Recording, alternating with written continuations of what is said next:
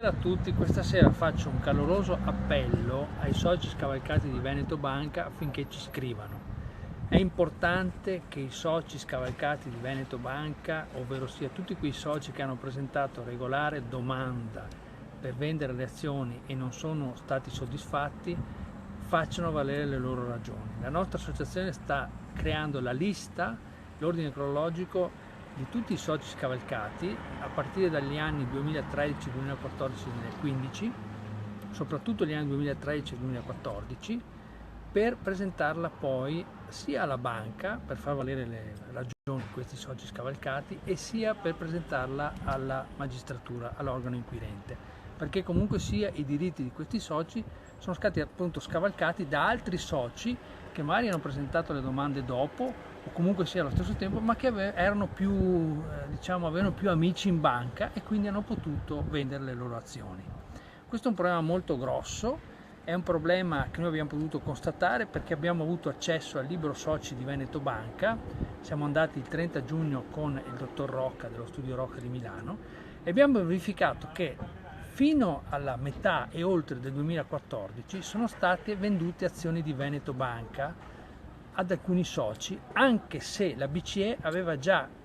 imposto di chiudere il fondo di riacquisto azioni proprie che prima esisteva, con il quale la banca poteva soddisfare le richieste.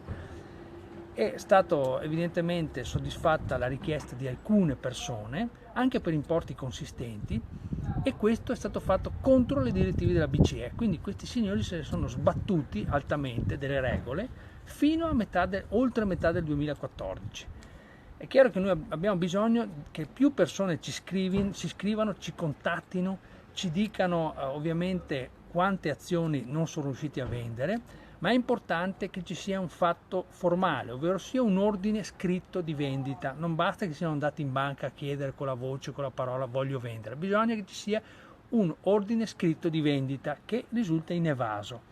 Quindi, ripeto ancora una volta, scriveteci, contattateci, abbiamo bisogno di quante più persone possibile per poi tentare di far valere le vostre ragioni di fronte alla banca e di fronte alla magistratura inquirenti. Infatti ci impegniamo,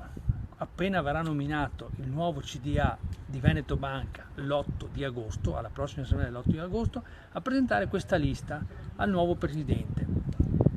Scriveteci quindi alla nostra mail info@assopopolarivenete.it oppure chiamateci ai numeri di telefono 346 026 1017 e all'altro telefono che trovate sempre nel sito. Ecco, io credo che sia importante questa azione, vi prego quindi di farlo in maniera molto sollecita e di inviarci anche eventualmente la mail con